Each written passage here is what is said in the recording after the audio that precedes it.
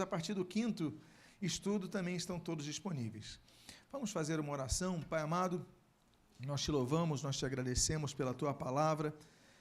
Te agradecemos, Deus, porque pautados nela nós não erramos. Muito obrigado, Pai, pelo teu ensinamento e pedimos, no término dessa série de mensagens, que o que temos recebido de ti, através desses estudos, eles sejam guardados em nossos corações e aplicados em nossa vida diária, nossa praxis diária. O que nós pedimos, então, nós te agradecemos em nome de Jesus. Amém e amém. Eu faço, então, uma pequena revisão dos 7 níveis de autoridade. Lembrando, então, só porque estamos encerrando aqui, nós tratamos de autoridade, o primeiro nível de autoridade é a autoridade soberana, ou autoridade imperial, autoridade esta que só pertence a Deus. Não há ninguém que possa ter autoridade nem acima, nem que se equivala à autoridade de Deus. Então, é a autoridade soberana. A segunda autoridade é a autoridade veraz. É o extrato da vontade de Deus registrado nas Escrituras Sagradas, na Bíblia Sagrada. Então, esse é o segundo nível dessa cadeia de autoridade. Também por causa disso, por ser um texto escrito, é também denominada de autoridade constitucional. O terceiro nível de autoridade é chamado autoridade da consciência. Então, nós temos uma consciência, Deus colocou uma consciência de um padrão do certo e do errado em cada um. Então, nós devemos entender que também tem uma autoridade que deve ser preservada. Volto a dizer, o quarto nível de autoridade delegada, que nós falaremos, mas se alguém manda você matar outra pessoa, você não vai fazer isso, porque a sua consciência vai te impedir disso. Se alguém falar, olha, você vai começar a falar sobre pedofilia a favor de pedofilia, você vai ter, pode ser o líder religioso que for, pode ser o maior dos líderes cristãos que exista, mas você não vai obedecê-lo. Por quê? Porque tem uma consciência que está registrando esse fato. Então, nós temos o quarto nível de autoridade, que é a autoridade delegada, também chamada de autoridade representativa. Nesse tipo de autoridade, nós trabalhamos muito, lembram disso? Trabalhamos vários domingos sobre os tipos de autoridade delegada, a autoridade familiar, a autoridade acadêmica, a autoridade governamental, a autoridade, vários tipos de autoridades que são delegadas. O quinto nível de autoridade que nós tratamos foi a autoridade cultural.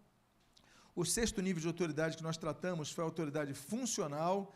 E o sétimo nível de autoridade é o nível mais elementar de autoridade, é a autoridade estatutária. Eu gosto sempre de começar com um dos textos base, e um dos textos base que eu tenho usado é o de Romanos 13, versículos 1 e 2. Todo homem esteja sujeito às autoridades superiores, porque não há autoridade que não proceda de Deus, e as autoridades que existem foram por ele instituídas, de modo que aquele que se opõe à autoridade resiste à ordenação de Deus, e os que resistem trarão sobre si mesmos condenação.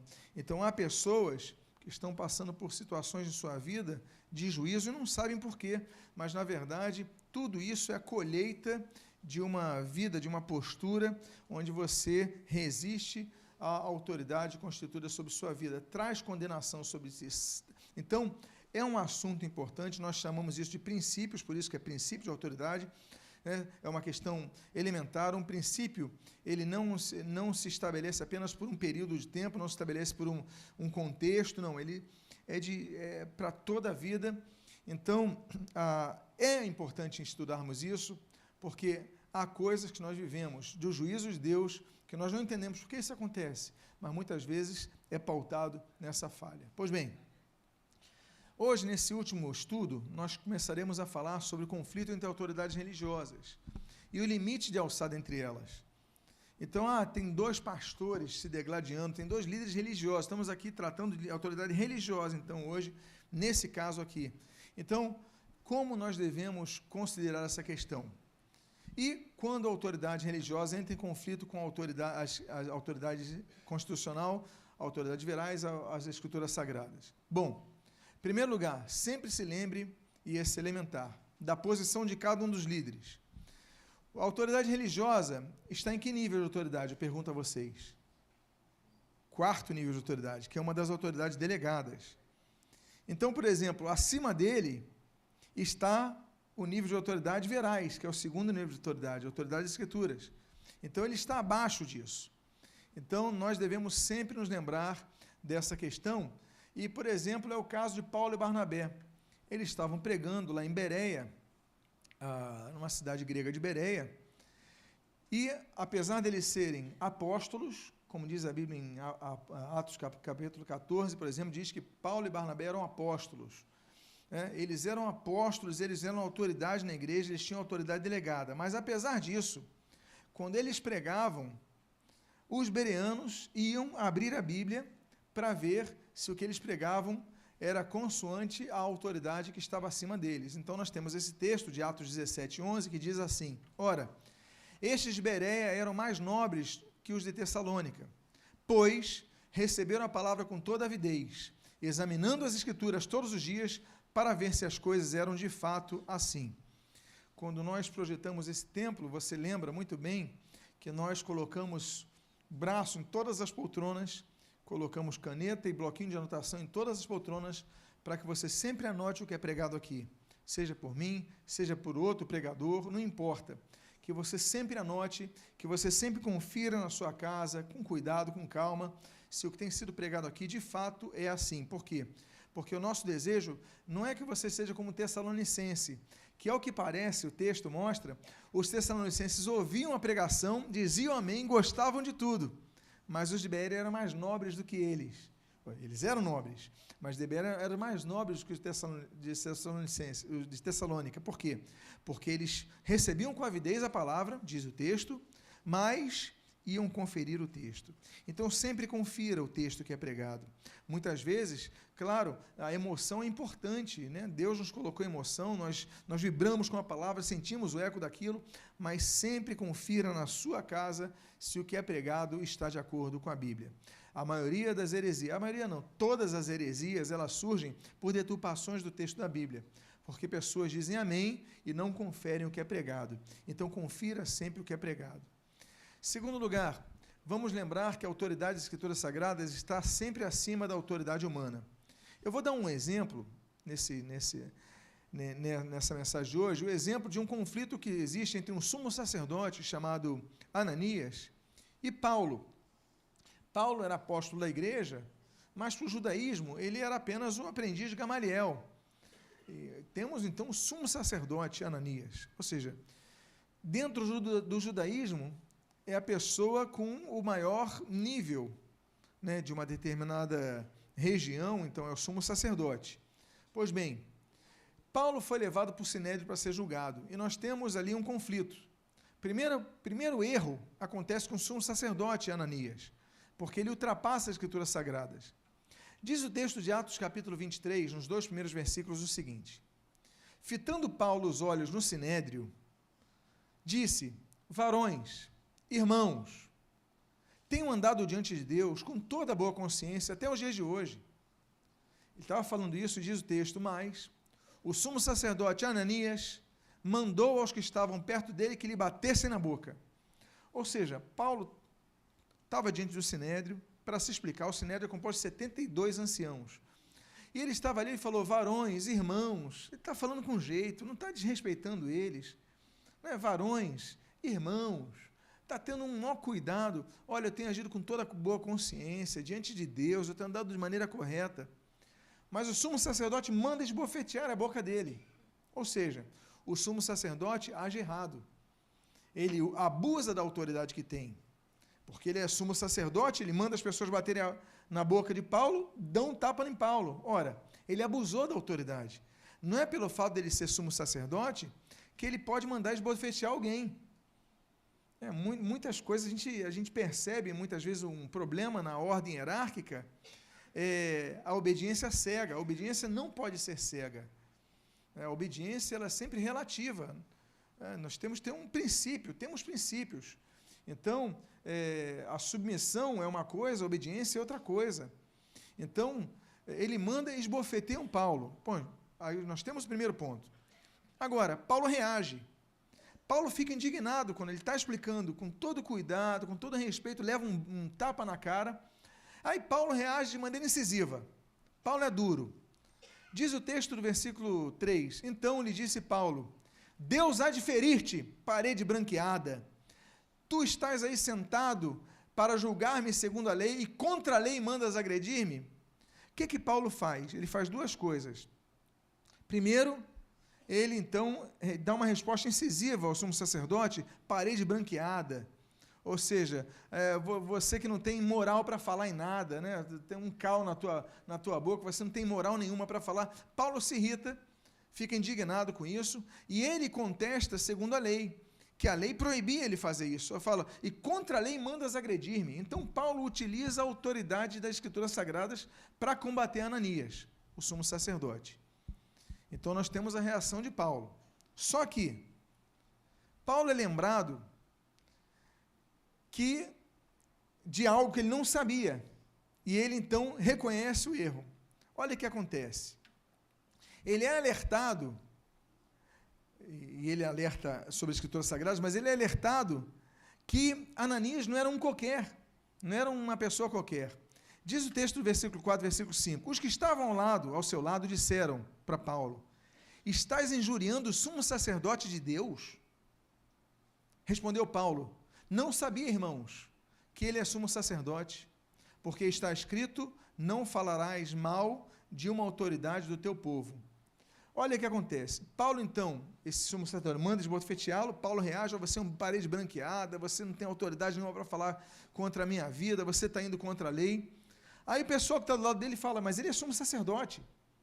Aí Paulo falou, opa, então me desculpe a forma como eu falei com ele. Não está justificando o erro. Mas Paulo estava dizendo o seguinte, está escrito, não falarás mal de uma autoridade do teu povo. Se esse sumo sacerdote agiu errado, ele tinha que ser repreendido, mas não da forma como foi repreendido. Tinha que haver no mínimo respeito ali. Não vai falar mal dele assim, não vai xingá-lo, não vai chamá-lo de parede branqueada. Vocês estão entendendo a questão? Então Paulo recua. Ainda que tenha levado um soco, e isso foi errado, e Paulo questiona conforme a lei, ele vai citar outro texto da lei, que está em Êxodo, que fala que não pode falar do príncipe do teu povo, não pode falar da liderança. Não pode. Então ele fala, eu errei. Então me desculpe, ele fala assim, não sabia, irmãos, que ele é sumo sacerdote. Porque no Sinédrio eram 72 pessoas. E eram compostas de sacerdotes, ele não sabia que a autoridade. Então, Paulo, retroage um pouco.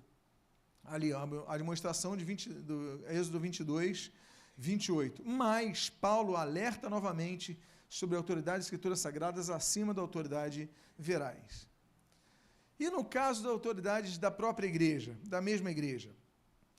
Primeiro, a compreensão de liderança de uma igreja tem que ser clara a todos, em todas as igrejas. Na Nova Vida, na Batista, na Metodista, na Assembleia de Deus, na Presbiteriana, todas as igrejas, os membros têm que ter uma consciência exata de quem faz parte da liderança da sua igreja. Quem é o que preside, quem são os que auxiliam, a ordem de cada um ali, para que não haja conflito. Nós temos um caso muito interessante, estamos aí num período nascedouro da igreja, que é o período da chamada igreja primitiva. Jesus já não estava, Jesus já tinha voltado assunto aos céus, e aí então nós temos uma série de questões que começam a abranger as igrejas. Já havia algumas igrejas estabelecidas, claro que a mais famosa é a igreja de Jerusalém, mas havia outras, como a igreja de Antioquia, que estava muito forte a igreja de Antioquia. Então nós vamos ver e aprender com o concílio da igreja, para que nós vejamos a questão do conflito entre autoridades. A igreja de Antioquia, de onde era Paulo, por exemplo, Paulo era membro da igreja de Antioquia. Antioquia é uma cidade que hoje está na Síria. Esse conflito todo, essa questão toda que nós vemos ali, aliás, está na Turquia, tem duas Antioquias, perdão. E nós temos Jerusalém, onde estavam a maioria dos apóstolos, Pedro. Então, Paulo era da igreja de Antioquia, Pedro era da igreja de Jerusalém, duas igrejas diferentes. Cada uma tinha um padrão diferente de trabalho. Mas surgem em cena uns cristãos chamados de judaizantes. Quem são os judaizantes? Os judaizantes eram cristãos vindos do judaísmo, ou seja, judeus convertidos, mas que diziam que se alguém quisesse se tornar cristão, tinha que obedecer tudo que o judaísmo dizia para obedecer. Ou seja, tinha que seguir os 613 mandamentos, volto a dizer, não são 10 mandamentos. 10 mandamentos foram dados no Sinai a Moisés em 2 tábuas de pedra. Mas o total foram 613 mandamentos, dentre os quais os 10 do Sinai. Então, para alguém se tornar cristão, tinha que obedecer os 613 mandamentos. Então, os homens teriam que deixar a barba, que nem os judeus ortodoxos hoje, por exemplo. Teriam uma série de regras que ninguém consegue cumprir, nem os judeus conseguem cumprir. Tanto é que Paulo vai escrever depois a Gálatas. Gálatas é chamada a declaração de independência da fé cristã, independência do judaísmo. Não somos a continuação do judaísmo, somos a completitude do judaísmo.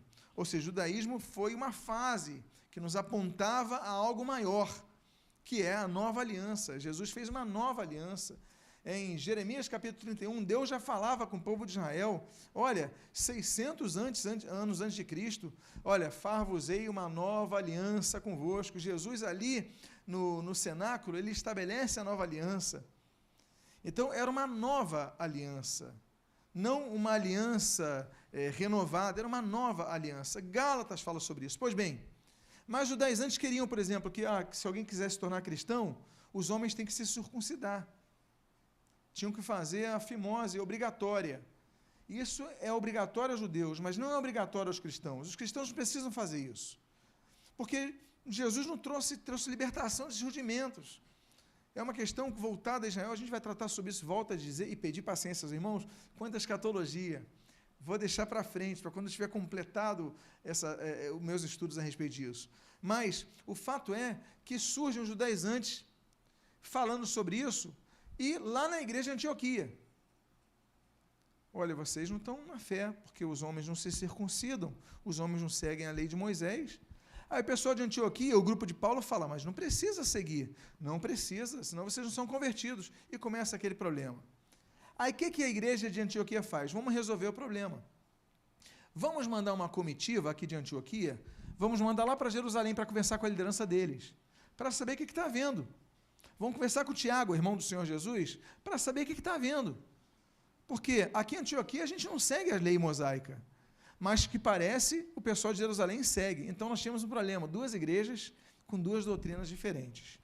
E a comitiva, nós temos ali, por exemplo, o registro de Atos 15, versículo 2, tendo havido da parte de Paulo e Barnabé, os 2 de Antioquia, contenda em não pequena discussão com eles, resolveram que esses 2 e outros dentre eles subissem a Jerusalém com os apóstolos e presbíteros com respeito a essa questão. Foi uma comitiva. Alugaram um ônibus, pegaram o BRT, enfim, foram lá para Jerusalém para resolver a questão. Vamos resolver a questão de Jerusalém.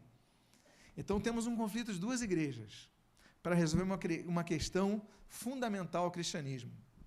Os cristãos foram representados, basicamente, por Paulo, Barnabé e Tito, os 3 de Antioquia.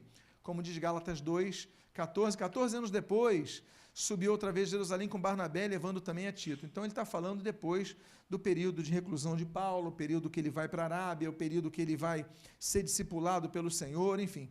Já tinha 14 anos de conversão o apóstolo Paulo, quando ele vai resolver esse problema. Então, e Paulo vai ser discipulado pela igreja de Antioquia. O que nós vemos ali?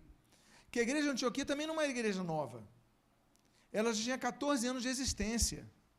Já tinha uma base fundamental, estruturada na sua doutrina.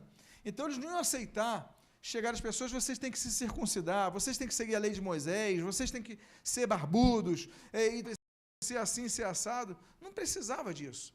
Então, eles sobem a Jerusalém para resolver a questão. O líder da igreja Jerusalemita, calma, não estou xingando ninguém, Jerusalemita é quem é originário de Jerusalém, ok? Porque Jerusalemita vem de Jerusalém, tá bom? Então, o líder da igreja Jerusalemita era Tiago. Então, ele fala assim, vamos receber essa comitiva e vamos resolver essa questão, ok. E aí o argumento foi o seguinte, visto sabermos que alguns que saíram de entre vós sem nenhuma autorização vos têm perturbado com palavras, transtornando a vossa alma. Então, o fato é que qual era o problema? Essas pessoas que estavam pregando um outro evangelho, um evangelho para trás, um evangelho judaizante, para tornar a igreja cristã um novo tipo, uma seita judaica, por exemplo, eles saíram de lá sem nenhuma autorização da liderança. É como se eles falassem o seguinte: não, saísse um grupo daqui de Nova Tijuca, fosse para outra igreja, lá para o Rio Comprido, por exemplo, e falasse: olha, vocês têm que fazer assim assado. Ah, mas o pastor da igreja de Tijuca não está sabendo. Eu sei que eles foram sem nenhuma autorização. Então foi esse o problema. Parece que a liderança de Tiago não estava sendo uma liderança muito firme, porque cristãos estavam querendo impor os seus costumes a outros em nome dessa igreja. Vocês estão entendendo o que eu estou falando até agora? Estão pegando a história? Sim ou não? Então vamos lá. Como é que foi o desenvolvimento do concílio? A primeira parte foi a recepção. Versículo 4 diz assim no capítulo 15 de Atos: tendo eles chegado a Jerusalém, vocês chegaram de viagem, cansados, tomaram suco de laranja ali, né? Comeram alguma coisinha. Bom, foram bem recebidos pela igreja, pelos apóstolos e pelos presbíteros, e relataram tudo o que Deus fizera com eles. Eles começam a dar um testemunho. Olha, Deus tem feito uma obra, temos alcançado gentios, temos levado muitos para Cristo. Começaram a contar aquela recepção, aquela coisa bacana, quando chega um grupo com outro, começam a falar, na verdade, pessoal de Jerusalém, jogamos uma bola ontem, ganhamos de 3-2, foi emocionante e tudo mais. Começaram a conversar sobre esses assuntos, enfim, aquela comunhão maravilhosa. Mas só que o grupo dos judaizantes, eles reagem, eles não querem saber de conversa nem de amenidades. Eles já estavam aguardando na defensiva o grupo de Antioquia chegar. E nós temos dois relatos, um de Atos, um de Gálatas. O de Atos 15:5 diz assim: insurgiram-se, entretanto, alguns da seita dos fariseus que haviam crido, dizendo: é necessário circuncidá-los e determinar-lhes que observem a lei de Moisés. Esse é o primeiro relato. Olha, não tem jeito. Paulo, para de falar, a gente não quer saber dos 3-2, não quer saber do futebol de você, não quer saber de nada. O importa, vamos ao assunto. Vocês não estão circuncidando os homens da igreja de vocês, e não estão obedecendo os mandamentos da lei de Moisés, os 613 mandamentos da lei de Moisés, então vocês estão agindo errado. O segundo relato que nós temos é o de Gálatas 2, do 4 ao 5, diz assim: e olha a palavra dura de Paulo, olha como Paulo é incisivo: falsos irmãos, que se intrometeram com o fim de espreitar a nossa liberdade, que temos em Cristo Jesus, e reduzir-nos à escravidão. Olha que palavra dura de Paulo. Aos quais nem ainda por uma hora nos submetemos, mas para que a verdade do evangelho permanecesse entre vós. Paulo é duro quando escreve aos Gálatas, porque ele está se lembrando daquele episódio lá em Jerusalém.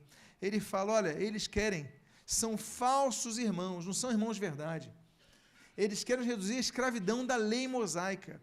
É por isso que eu digo, a carta de Gálatas, se você quer fazer é uma carta que você lê em 15 minutos. Coloca 20 no máximo. Em 15 você vai pegar um metrô, tu vai ler a carta de Gálatas várias vezes. Gálatas é a tradução da nossa liberdade em Cristo. Nós somos livres da lei. Que lei? Não é a lei do trânsito, não é a Constituição brasileira. Que lei? É a lei mosaica, a lei de Moisés. Nós somos livres.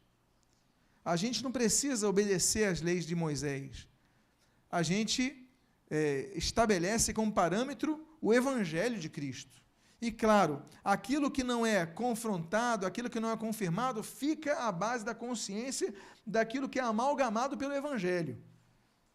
Então, é uma liberdade, ele fala, eles querem nos espreitar a liberdade que nós temos em Cristo, nos reduzir à escravidão. Então, Paulo é incisivo contra esses judaizantes que querem tornar o cristianismo uma nova base da religião judaica. Então, graças a Deus por isso, porque nós somos livres, amados irmãos. Graças a Deus por isso. Até a questão do templo, de adorar a Deus, nós não poderíamos ter aqui, teríamos que ir a Jerusalém, como os muçulmanos hoje vão a Meca, essas leis. Então, nós somos livres. Jesus falou, importa que vocês adorem em espírito e verdade, não é nesse monte, não é naquele monte, é onde vocês estiverem.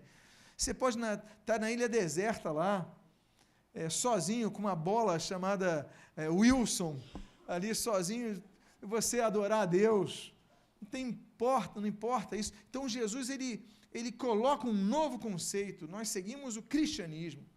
Então, quando esses judaizantes, eles interrompem Paulo, tipo assim, ó, para de falar bobagem, não queremos saber do testemunho de vocês têm que se circuncidar e seguir a lei de Moisés, Paulo reage. Paulo é reativo. E ele discursa, e ele começa a discutir. E o discurso dele é o seguinte, o discurso dele é o seguinte, Gálatas 2, 2-5, diz assim, lhes expus o evangelho que prego entre os gentios. Contudo, nem mesmo Tito, que estava comigo, sendo grego, foi constrangido a circuncidar-se. Então, Tito não era circuncidado. E isto por causa dos falsos irmãos que se intrometeram a fim de espreitar a nossa liberdade que temos em Cristo Jesus e reduzir-nos à escravidão, os quais nem ainda por uma hora nos submetemos para que a verdade do evangelho permanecesse entre vós. Viram que o evangelho da incircuncisão me fora confiado. Ou seja, Paulo reage, olha, é o negócio seguinte, o Tito que está do meu lado aqui, é liderança da igreja, é homem de Deus, ele não precisou passar por uma cirurgia para que ele pudesse ser convertido, não. Ele não é circuncidado. E ele é crente, ele é salvo. A gente não precisa desses rudimentos para mostrar que nós somos crentes. Nós gostamos de rudimentos. A verdade é essa, nós gostamos de criar leis, gostamos de criar regras. Às vezes a gente passa assim, no maior calor de 40 graus, as pessoas com os trajes, meu Deus, já passou dessa época, gente. Aí umas mulheres com umas vestes, às vezes você vê com a camisa comprida, a saia arrastando lá embaixo, o coque sem maquiagem nenhuma e tudo mais, uns padrões que não são bíblicos, nós somos livres. Jesus nos libertou disso. Claro, tem decência, tem que haver decência, não é coisa também, não é nem 8 nem 80, mas dentro do padrão de decência, poxa, não precisa, as pessoas com aqueles rudimentos, aquelas leis, nós gostamos de criar leis. Eu volto a dizer, tem muita lei que é criada por abuso de autoridade de muitos pastores. Você não pode fazer isso, não pode fazer aquilo. Aí fica uma coisa, nós temos liberdades, tem bom senso, vamos às Escrituras Sagradas. Então, Paulo fala sobre isso, Paulo reage contra eles, e aí, o presbitério da igreja de Jerusalém começa a avaliar as teses de Paulo. Fala, olha, nós ouvimos os judaizantes, nós ouvimos Paulo, agora nós, liderança da igreja de Jerusalém, vamos aqui nos reunir para definir sobre isso. E aí se reuniram para avaliar essa questão. Diz o texto, versículo 6 de Atos 15, então se reuniram os apóstolos e os presbíteros de Jerusalém, no caso, para examinar a questão. Então vamos avaliar. Temos os dois argumentos, vamos avaliar. Só que aí surge o inesperado. Surge em cena o que ninguém esperava, Pedro. Ora, Pedro era um homem respeitadíssimo na igreja de Jerusalém. Pedro era um homem que tinha uma base histórica, um dos discípulos mais ativos do ministério de Jesus. Pedro vai falar, ora, se é o Joãozinho não, que também tinha o apóstolo João, se é o Alfredinho, se é o Lutero, se é o Josimar, se é a Luciana, o pessoal, deixa ele falar, mas Pedro falar, Pedro falou, vamos ouvir, né, o que ele tem a dizer, e fica um momento de tensão. Por quê? Porque Pedro teve um conflito muito grande com Paulo em relação aos judaizantes pela hipocrisia de Pedro. Que Pedro falava contra os gentios não seguirem as leis nas costas de Paulo, na frente dele, falava, não, tudo bem, está tudo certinho, e Pedro chama ele de hipócrita. Então, Pedro vai falar, momento de tensão, ele vai defender os judaizantes, só que, surpreendentemente, Pedro traz uma palavra e diz, olha, não tem necessidade nenhuma de seguir os preceitos judaicos no cristianismo, apesar de algumas igrejas estarem fazendo voltar os preceitos judaicos. Tem igreja que abre o culto tocando shofar, tem igreja que está começando a usar as práticas judaicas no templo, nos cultos cristãos, não é verdade? Vocês já viram isso? Tem uma moda por aí. Pois bem, mas Pedro fala, isso é desnecessário. Então nós temos esse texto, deixa eu voltar aqui, de Atos 15, de 7 a 11. Havendo grande debate, então eles começaram a debater. Pedro tomou a palavra e lhes disse: irmãos, Pedro falou, peraí, fica silêncio aí. Irmãos, vós sabeis que, desde há muito, Deus me escolheu dentre vós para que, por meu intermédio, ouvisse os gentios a palavra do evangelho e crescem. Falou com autoridade, porque ele tinha feito isso. Lembra a questão de Cornélio? Ora, Deus que conhece os corações, lhes deu testemunho, lhes deu aos gentios, lhes deu testemunho, concedendo o Espírito Santo a eles, aos gentios, como também a nós, os judeus, nos concedera. E não estabeleceu distinção alguma entre nós e eles, entre os judeus e os não-judeus, purificando-os pela fé o coração. Agora, pois, por que tentais a Deus, pondo sobre cerviz dos discípulos um jugo que nem nossos pais puderam suportar, nem nós? Mas cremos que fomos salvos pela graça do Senhor Jesus, como também aqueles o foram. Pedro, me permita uma expressão popular? Arrebentou. Pedro foi espetacular. Ele falou: meus irmãos, o negócio é o seguinte, o Espírito Santo não está só com os judeus, não, está com os não-judeus. Deus tem feito obra sobre eles, tem sido usado, estão sendo salvos. A gente não vai impor os critérios do judaísmo para eles, que não precisam. Foi pesado para nossos pais, é pesado para a gente também. Então, deixa eles, não precisam disso. Olha, se eu tivesse lá, eu ia levantar e ia aplaudir. Eu ia fazer assim, uhul! Eu ia vibrar com Pedro, porque nessa daqui ele mandou muito bem. Aí a igreja fica impactada. O surpreendente discurso de Pedro leva uma reação. Qual é a reação? E toda a multidão silenciou. Eu fico imaginando, a pessoa ficou de queixo caído, boca aberta assim. O que eu vou fazer agora? Os judaizantes, eu creio eu, que tinham por base, tipo assim, não, Pedro vai apoiar a gente.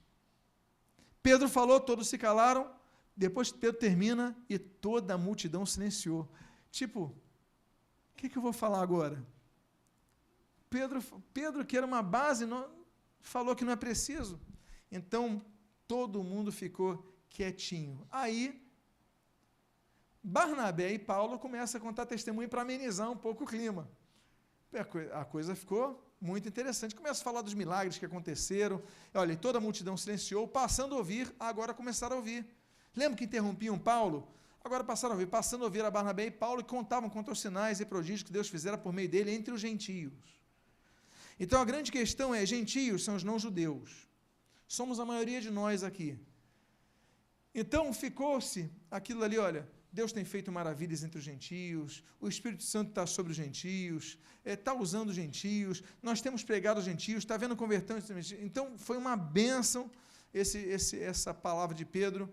E aí, no final de tudo, a decisão do Conselho de Jerusalém. Volto a dizer, não era um problema da igreja de Antioquia. A igreja de Antioquia não tinha problema em relação, já tinha as questões definidas. A igreja de Antioquia era bem resolvida quanto a isso.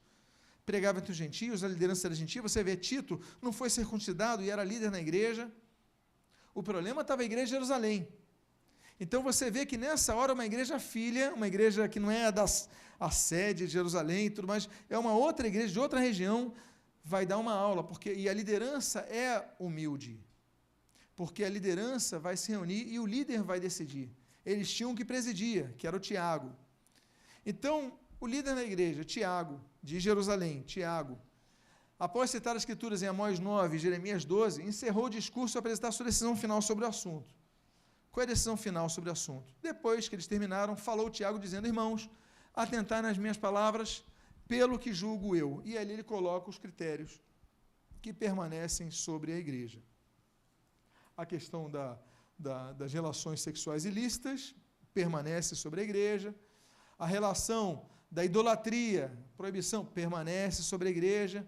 E a questão de comer comidas com sangue permanece sobre a igreja.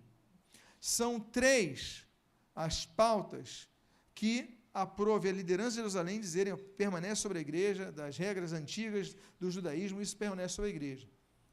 Então, a gente segue essas pautas, com tranquilidade, sem problema nenhum. Relações sexuais ilícitas, adultério, que é relações sexuais fora do casamento entre uma pessoa casada, fornicação, relação sexual entre pessoas que não são casadas, solteiros não podem ter relações sexuais, somente podem ter relações sexuais pessoas casadas e com seus cônjuges. Essas questões, elas são basilares, permanecem na igreja. Então, e as definições do concílio? Aí ele manda escrever aos de Antioquia e fica como se fosse um parâmetro para todos. E a última parte desse estudo é sobre fogo estranho. Ser capaz de fazer é diferente de poder fazer. Agora eu entro, então, em um outro assunto, ainda sobre a questão de conflito entre autoridades. Na Igreja de Cristo, existem os que presidem e os que auxiliam. São todos líderes. Uma igreja pode ter 100 pastores. Tem uma igreja na Coreia do Sul, a igreja de Yodo, que é do reverendo David Young Cho. Ele tem 700 pastores. Eu não sei o que é ter uma igreja com 700 pastores. Eu nem imagino como seja. É muita gente. Mas existe um que preside.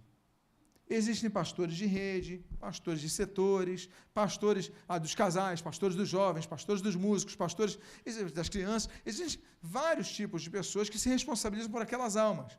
Mas existe uma cadeia de comando. Então, não é porque uma pessoa tem condições de fazer que ela está apta para fazer. Vou dar um exemplo. A obra de Deus, eu coloquei nesse texto aqui, se efetua não pelo poder, mas pela autoridade que a pessoa recebe. Então, por exemplo, você se torna presidente da República. Você, naquela República, tem o maior poder de todos. Mas a sua formação acadêmica, você é, digamos assim, carpinteiro. Não, carpinteiro tem a ver com... Você é pintor. Você se torna presidente da República. Aí, para o ministro da Economia, você vai escolher um doutor em economia, um economista de grande nome, e você coloca ele como ministro da Economia. Eu te pergunto, quem é mais apto na questão da economia do país? O presidente ou o ministro? Mais apto? O ministro. Porque ele estudou economia, se formou em economia, fez curso, trabalhou em banco, trabalhou o FMI, fez negociações, ele tem uma experiência. Então, ele sabe melhor o mecanismo do que aquele que pintou. Mas ele é mais apto, mas ele não tem mais autoridade. Quem tem mais autoridade para tomar as decisões naquele país? O presidente. Estou dando um exemplo que é um exemplo que todo mundo conhece. Na obra de Deus é a mesma coisa. Não é porque o pastor presidente é menos apto que o outro. O irmãozinho profetiza, fala em línguas, flutua, e o pastor presidente não. Uma coisa são os dons que Deus dá, outra coisa é a autoridade a quem Deus delega. Você está entendendo o que eu estou dizendo, então? Então, nós temos sempre que ter isso na nossa cabeça, porque não são os mais aptos. Vou dar um exemplo no Exército, por exemplo. Nós temos o comandante, mas tem um sniper, que o cara atira a 200 metros e acerta no meio do caroço da maçã. O homem é muito bom, mas quem vai mandar ali no exército vai ser o general, por exemplo. Então, não é por ter mais poder, mais capacidade, mas nós temos que entender, as cadeias de comando são quem está com autoridade. E assim é a obra de Deus. Nós temos um caso, por exemplo, que é um caso muito interessante, de sacerdotes sem submissão, o caso de Nadab e Abiú. Eles tomam decisões fora de sua alçada. Eu encerro com isso, eu sei que estou caminhando no nosso tempo.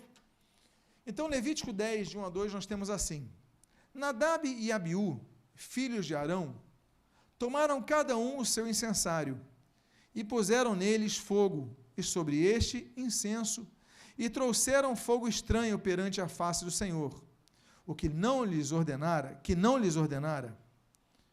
Então saiu fogo de diante do Senhor e os consumiu, e morreram perante o Senhor. Ora, estes dois irmãos eram sacerdotes. Então, eles sabiam o que deviam fazer.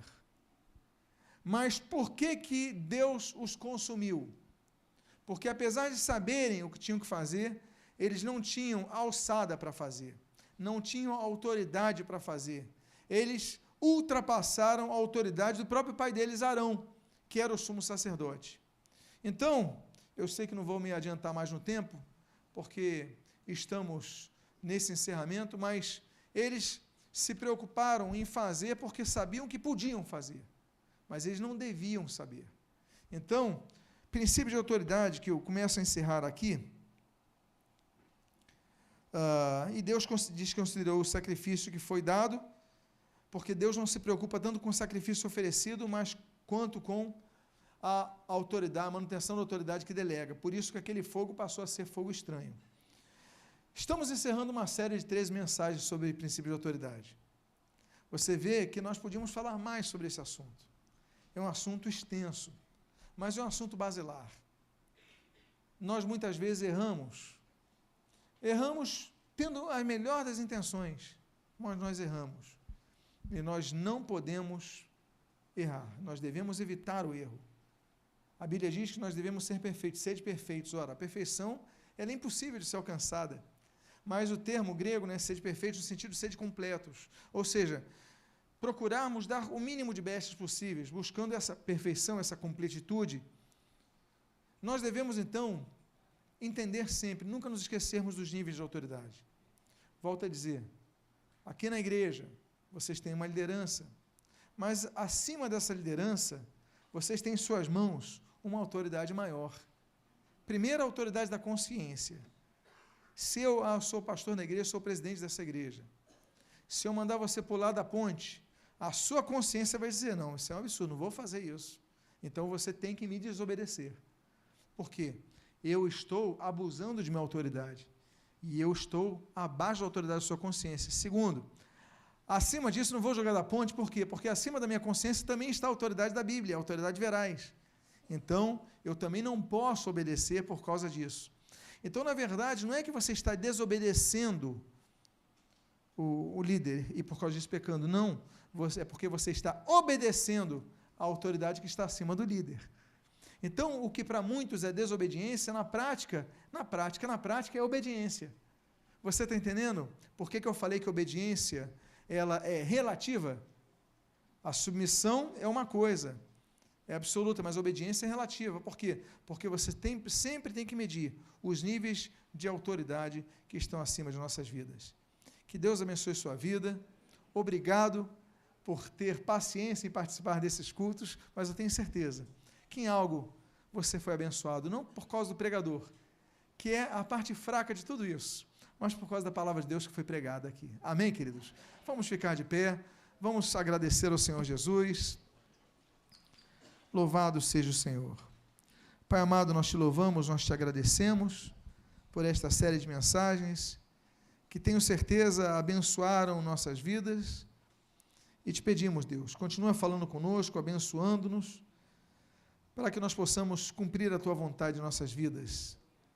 Abençoa a nova série que há de ser preparada, que seja também edificante.